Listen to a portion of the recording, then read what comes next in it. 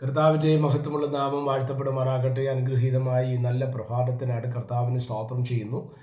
ഈ പ്രഭാത സന്ദേശം കേൾക്കുന്ന എല്ലാ പ്രിയപ്പെട്ടവർക്കും വീണ്ടും വരുന്നവനായ ക്രിസ്തയേശുവിൻ്റെ നാമത്തിൽ എൻ്റെ പ്രഭാത വന്ദനങ്ങളെ ഈ നിമിഷം ഓർപ്പിക്കുകയാണ്. പ്രാർത്ഥനയോടും ദൈവാശ്രയത്തോടും കൂടി ഈ സന്ദേശത്തിലേക്ക് നിങ്ങളുടെ ശ്രദ്ധയെ തിരിക്കുന്നു. എഫെസ്യർക്ക് എഴുതിയ ലേഖനം 5-ാം അധ്യായം അതിൻ്റെ 11-ാമത് വാക്യം. ഇരുട്ടിൻ്റെ നിഷ്ഫല പ്രവൃത്തികളിൽ നിങ്ങൾ കൂട്ടാളികളാകരുത്, അവയെ ശാസിക്കുക അത്രേ വേണ്ടത്. എന്താണ് ഇരുട്ടിൻ്റെ നിഷ്ഫല പ്രവൃത്തികൾ എന്ന് പറയുന്നത്? നമുക്കറിയാം, ഇന്ന് മനുഷ്യൻ ചെയ്തുകൊണ്ടിരിക്കുന്ന എല്ലാ പ്രവൃത്തികളും നിഷ്ഫലമാണ്. എന്തൊക്കെയാണ് നിഷ്ഫല പ്രവൃത്തികൾ എന്ന് പറയുന്നത്? ഇന്ന് നമുക്കറിയാം, നമ്മുടെ ലോക സാഹചര്യം, നമ്മൾ ഇന്നത്തെ കേരളത്തിൻ്റെ സാഹചര്യമൊക്കെ നമുക്ക് ഏവർക്കും പരിചിതമാണ് അല്ലേ? ക്രൂരത നിറഞ്ഞ ലോകം, പാപത്തിൻ്റെ ശക്തി വർദ്ധിച്ചു കൊണ്ടിരിക്കുന്ന ലോകം, ആരെയും നിയന്ത്രിക്കാൻ കഴിയാത്ത ലോകം അല്ലേ?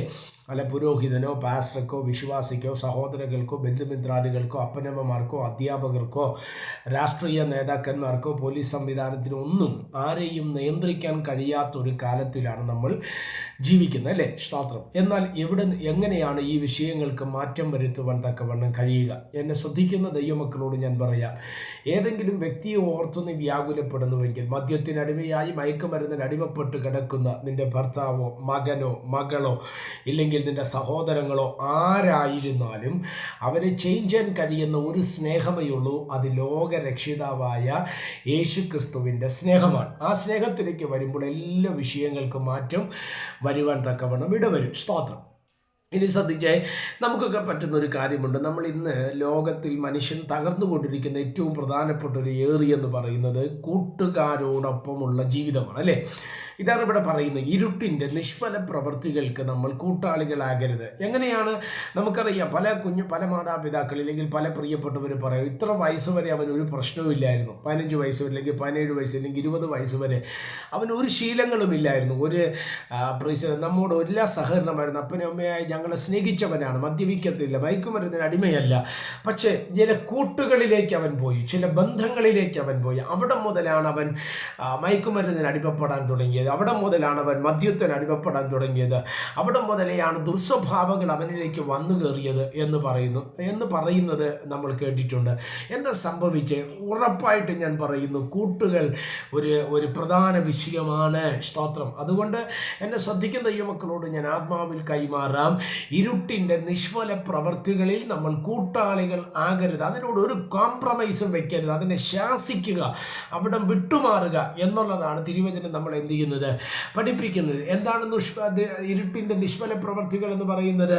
5-ാം അധ്യായത്തിൻ്റെ 4 മുതലുള്ള വാക്യങ്ങൾ നമ്മൾ പഠിക്കുമ്പോൾ ഇങ്ങനെ പറയും: ചീത്തത്തരം, പൊട്ടച്ചൽ, കളിവാക്ക്, ഇങ്ങനെ ചേർച്ചയില്ലാത്തവ ഒന്നും നമ്മുടെ നാവിൽ എന്ത് ചെയ്യരുത്, വരാൻ പാടില്ല. അടുത്ത് പറയുന്നത് എന്തുവാ? ദുർനടപ്പുകാരൻ, അശുദ്ധൻ, വിഗ്രഹാരാധിയായ ദ്രവ്യാഗ്രഹി, ഇവർക്കാർക്കും ക്രിസ്തുവിൻ്റെയോ ദൈവത്തിൻ്റെയോ രാജ്യത്തിൽ അവകാശമില്ല എന്ന് നിങ്ങൾ എന്ന് നിങ്ങൾ അറിയുന്നുവല്ലോ. അപ്പോൾ വിവിധ പ്രവൃത്തികളാണ് ഇരുട്ടിൻ്റെ നിഷ്ഫല പ്രവൃത്തി. എന്താ ഇരുട്ടിൻ്റെ നിഷ്ഫല പ്രവൃത്തി എന്ന് പറയുന്നത്? എന്താണ് ഇരുട്ട്? കൊലോസ്യ ലേഖനം 1:12 പറയുന്നു, ഇരുട്ടിൻ്റെ അധികാരിയാണ് പിശാച്. സ്തോത്രം. അപ്പോൾ പിശാചാണ് ഇരുട്ട് കൊണ്ടുവരുന്നത് അല്ലേ?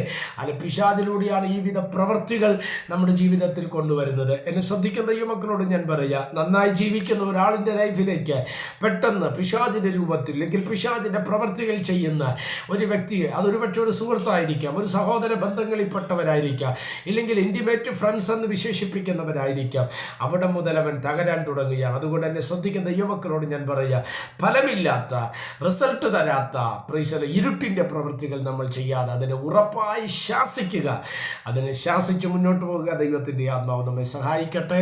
പ്രാർത്ഥിക്കുക. പരിശുദ്ധ പിതാവേ, ഈ സന്ദേശത്തിനാണ് നന്ദിയോടെ സ്തോത്രം ചെയ്യുന്ന, ഈ സന്ദേശം കേൾക്കുന്ന എല്ലാ പ്രിയപ്പെട്ടവരും തൃക്കരങ്ങൾ തരികയാണ്. അവിടെ നിന്ന് ചരകടി മറയ്ക്കുകയും സഹായിക്കുകയും അനുഗ്രഹിക്കുകയും ചെയ്യേണ്ടതിനായി പ്രാർത്ഥിക്കുന്നു. എല്ലാ മഹത്വം കർത്താവിന് യേശു ക്രിസ്തുവിൻ്റെ അധികാരമുള്ള നാമത്തിൽ പ്രാർത്ഥനകളെ കേൾക്കണം. സ്വർഗീയ നല്ല പിതാവേ, ആമേൻ. എല്ലാവരെയും ദൈവം അനുഗ്രഹിക്കട്ടെ. God bless you.